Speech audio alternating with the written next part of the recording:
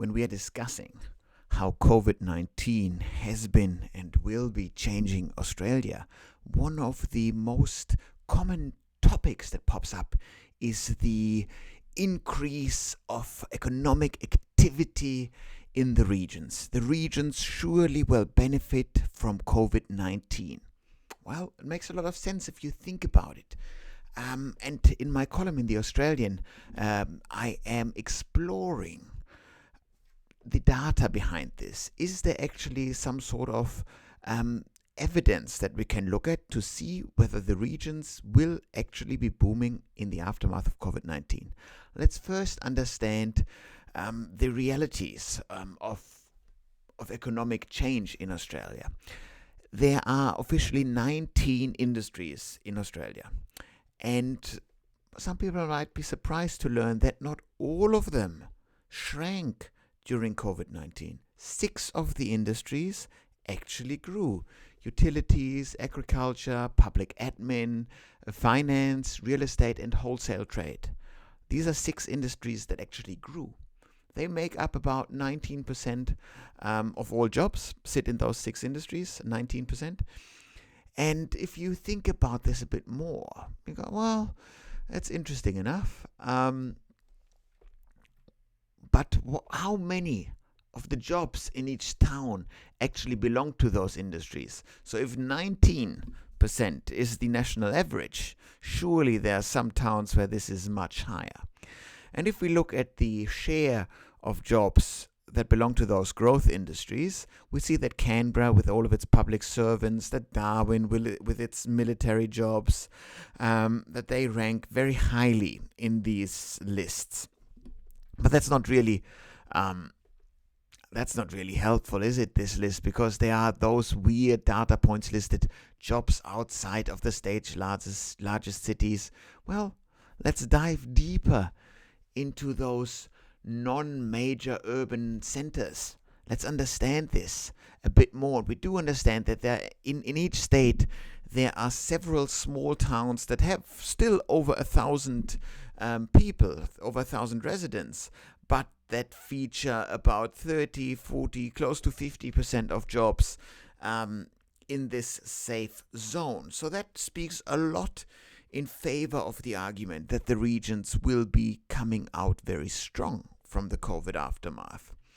If we look at this at the more aggregate level, we do understand that in the major cities, only about 18% of all jobs belong to those growth industries, that despite all the job loss that occurred in Australia, this massive job loss, that those industries saw growth. In the inner regional areas, just about 19%, which is pretty much the national average of jobs, belong to this, but the outer regional areas and the remote areas are actually very safe in the employment profile so far. So all of these things really are part of a larger intellectual argument that we're making so far, that the regions will be strengthened. But, well, how much does that actually provide us with anything beneficial? We want to see the real facts, and we can do so by looking at property data. We worked with our friends at Ripe House Advisory to understand the sales shifts nationally. And we only looked at sales volumes per area, simply because median house price is a terrible predictor in times like this. Simply, if you think about this, there will be areas that saw a shocking decline of sales activity, where you went from hundreds of sales to a couple of dozens of sales, and the median house price actually grew. That makes sense, because only the top end of the market, the top properties, the people that have enough cash reserves at hand, they can afford to buy property. Therefore, the median house price looks very high. And then you get fooled into thinking that house prices didn't tank. Well, technically, house prices didn't tank, but the market is dead in certain areas. So we are here only looking at sales volume, but we're providing information about sales activity as well. And Wodonga, for example, is the fastest growing regional town.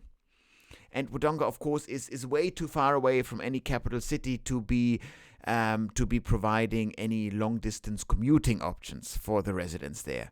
Wodonga is a city in its own right.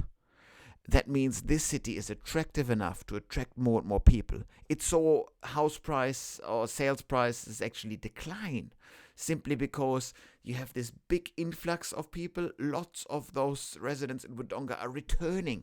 These are the young millennials of Wodonga who left largely to Melbourne a couple of years ago, whose careers didn't take off because of COVID in Melbourne, and who are now returning. So they are buying the cheapest of the cheap assets in Wodonga simply because they're early career and they don't have cash to fly around. And so they are buying into little units rather than big houses there. But still, the sales activity is up. Growth is occurring in this neighborhood. And we will be seeing this in more and more towns, but it's quite interesting to see that there are plenty of towns where this is already happening. If we jump across to Ballina in New South Wales, that's a classic example of there's nothing funky going on. This is a town that has been growing for a while, and you shoot up sales activity a bit more. And you just add more houses. This is just a city dominated by 3-bedroom, 4-bedroom houses, and stock has been added. House prices go up. Everybody's happy. That's a simple story, Ballina. A simple success story of a regional town, not a massive town, but it's growing. It even has an airport that might be even better if your regional town features an airport that occasionally allows people to do the quick long distance commute. That's the quick summary of the of my column in the Australian. The piece in the Australian is loaded with data.